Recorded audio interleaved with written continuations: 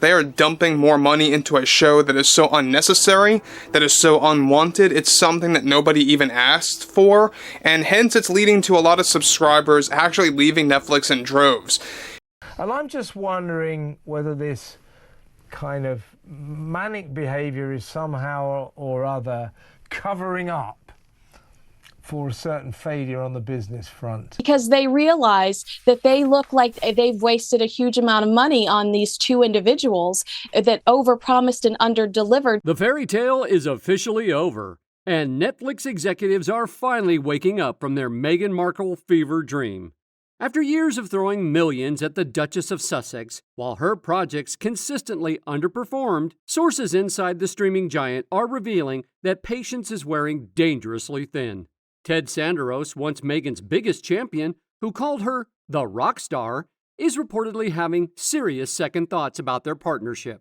Her show, With Love Meghan, failing to deliver the viewership numbers Netflix desperately needed, and her latest antics causing more headaches than headlines, the writing is on the wall. The streaming service that once saw Meghan as their golden ticket to global domination is now quietly exploring exit strategies. Just when you thought Meghan's professional relationships couldn't get any more toxic, California Governor Gavin Newsom has become the latest casualty in her wake of destruction. The man who was supposed to help rehabilitate her image through a strategic cameo appearance on With Love Meghan Season 2 has instead become her newest enemy.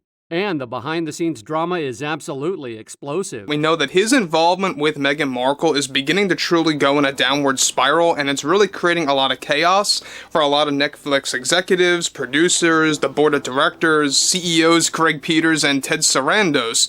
Newsom's involvement with Meghan's Netflix series wasn't about friendship or genuine support for her brand. This was pure calculation from a governor desperately trying to position himself for success. He saw Meghan's show as an opportunity to reach a global audience and present himself as the kind of progressive leader who would appeal to Hollywood's elite while promoting his own agenda. But what Newsom didn't anticipate was Meghan's complete inability to work with anyone who doesn't bow to her every demand. The problem started immediately during the initial filming sessions, where Meghan's diva behavior and constant demands for retakes created such chaos that production had to be delayed for weeks.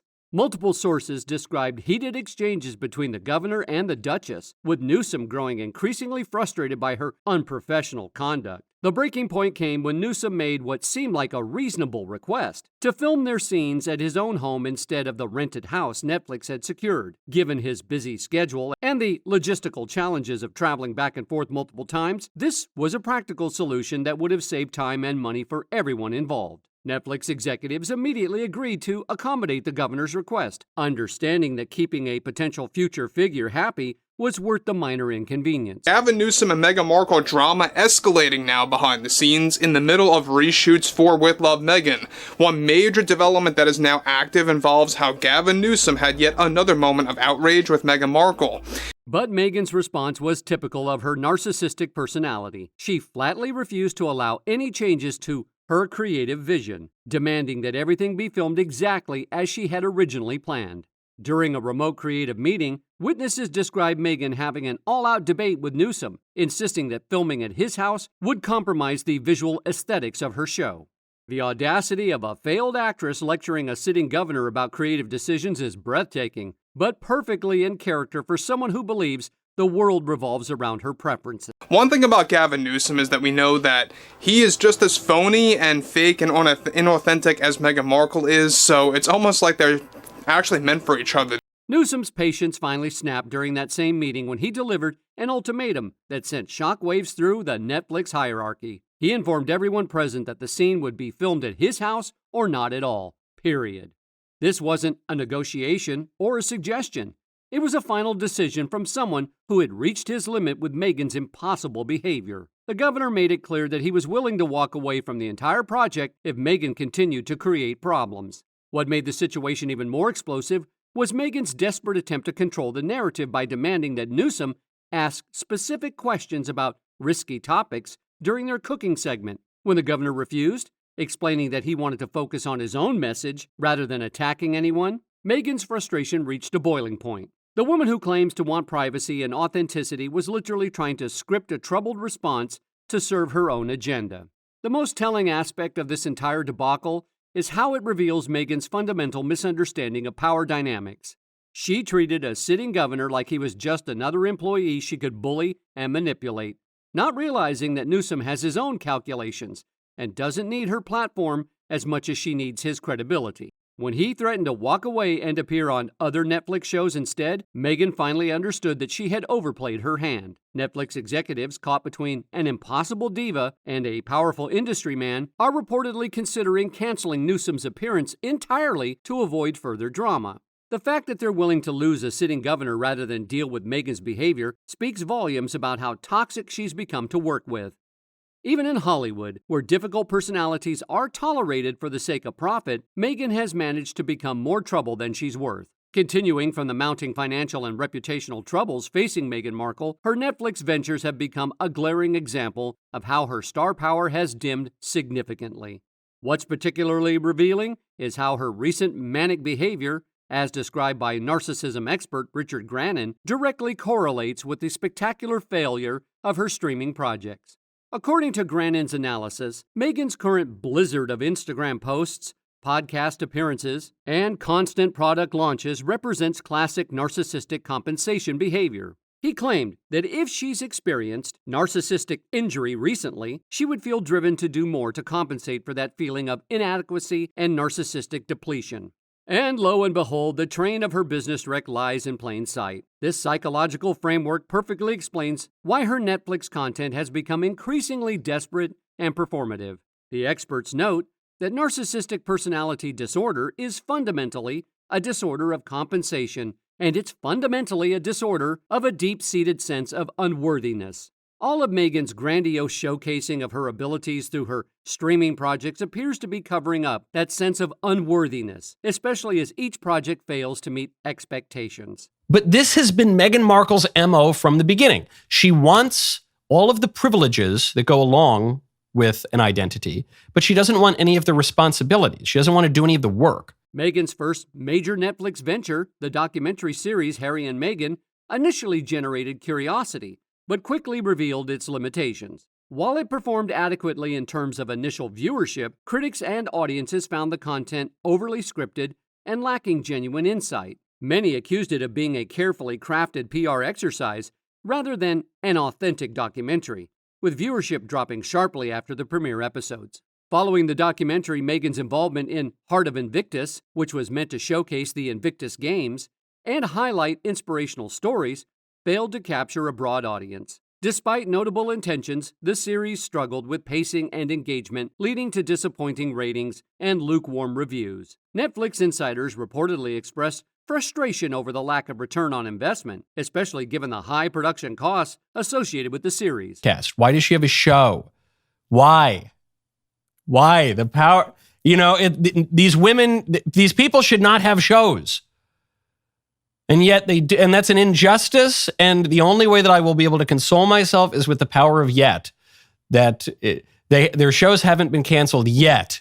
The Polo series, which aimed to delve into the world of the sport and its cultural significance, also failed to make a significant impact. The niche subject matter, combined with Meghan's limited involvement, led to minimal buzz and poor viewership numbers. Industry analysts noted that the series did little to enhance Meghan's brand or Netflix's content portfolio, representing another expensive misstep in her streaming career.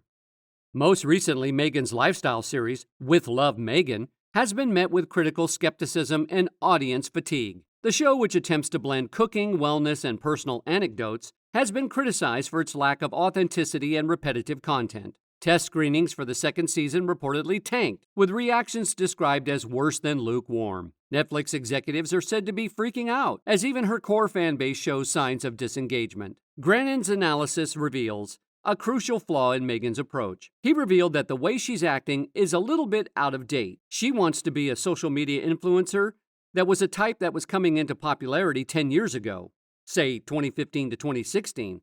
But people are burnt out with this. They see through it. This outdated strategy has directly impacted her Netflix content, which feels disconnected from current audience preferences. The expert noted that everybody's very social media savvy now. Branding your own wine, branding your cookbooks, her podcast didn't work. She fundamentally really doesn't have that much to offer. and people know that. They feel it, and so they won't buy into it because they have so much choice online now. Contrary to widespread reports of a $100 million Netflix windfall, the reality is far more modest. While the deal was initially reported as being worth $100 million over 5 years, sources indicate it's actually closer to $20 million. The significant discrepancy has major implications for understanding the couple's true financial position. The 5-year Netflix contract signed in 2020 is set to expire in 2025. Industry experts suggest that any renewal will likely be significantly less lucrative than the current deal, with Netflix now prioritizing first-look deals rather than exclusive contracts. The most telling moment in Kinsey Schofield's recent analysis wasn't about royal protocol or family dynamics. It was her blunt assessment that Harry and Meghan are running out of money. This financial desperation, more than any genuine desire for reconciliation, appears to be driving the sudden peace talks between Prince Harry's team and King Charles's representative. Talks between Prince Harry's team and King Charles's team. The Telegraph going as far as reporting that Prince Harry is now upset that those details are out in the open and wants to ensure that everyone knows that his camp, they did not leak these peace talks. What's particularly fascinating about these reported reconciliation talks is how calculated and strategic the entire revelation appears to be. The meeting between Harry's representatives and palace officials didn't happen in some secret location where privacy could be guaranteed. Instead, it occurred at a venue where photographers could easily capture the moment, suggesting someone deliberately wanted this story to break. Schofield praises the intriguing possibility that the palace itself may have orchestrated this leak to gauge public reaction. With over 4,000 comments on the original Daily Mail story, the response was overwhelmingly negative, with readers expressing outrage at the idea of welcoming Harry and Meghan back into the royal fold. This public backlash could provide the perfect cover for the palace to say they made an effort, but the reaction was too hostile to pursue further. The timing and execution of this leak reeks of strategic manipulation. If the royal family genuinely wanted private reconciliation talks, they have countless secure locations where such meetings could occur without media attention. The fact that this particular meeting was so easily photographed suggests it was designed to be discovered, creating a narrative that serves multiple purposes while maintaining plausible deniability. The most damning aspect of this entire situation is how it exposes the complete failure of Harry and Meghan's post-royal business model. Schofield's analysis cut straight to the heart of their predicament. Their proximity to the royal family has really been so financially beneficial to them since they stepped down as working members of the royal family. This proximity has only been their real asset, and as that connection weakens, so does their earning potential. This comes as Prince Harry and Meghan Markle have reportedly let go of several staff members, including their PR team. And this is apparently in an effort to save some money. What makes Meghan's commercial struggles particularly damaging is the complete lack of authenticity that consumers can clearly detect. Schofield's observation that the gig is up regarding Meghan's various business ventures reflects a broader public awareness that these aren't genuine passion projects, but desperate attempts to monetize her royal connection. The revelation that these products are made somewhere else in Illinois by some sort of factory workers, while being marketed as something special, exposes the fundamental dishonesty at the heart of her brand strategy. Consumers in 2025 are sophisticated enough to recognize when they're being sold a manufactured image rather than an authentic product, and Meghan's approach feels increasingly outdated and transparent. This authenticity problem extends beyond just her commercial ventures. The couple's pattern of turning up places and accepting awards for things they haven't really done has created a public perception of opportunism rather than genuine achievement. When your entire brand is built on taking credit for work you haven't actually performed, it becomes impossible to maintain credibility over the long term.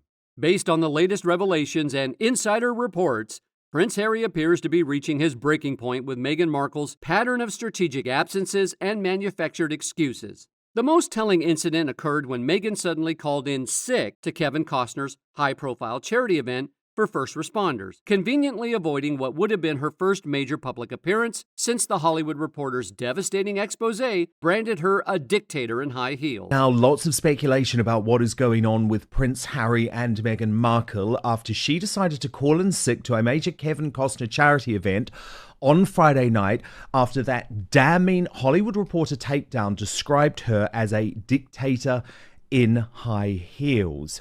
Royal expert Taz, speaking on Dan Wooten's show, didn't mince words about Meghan's suspicious absence from that Kevin Costner event.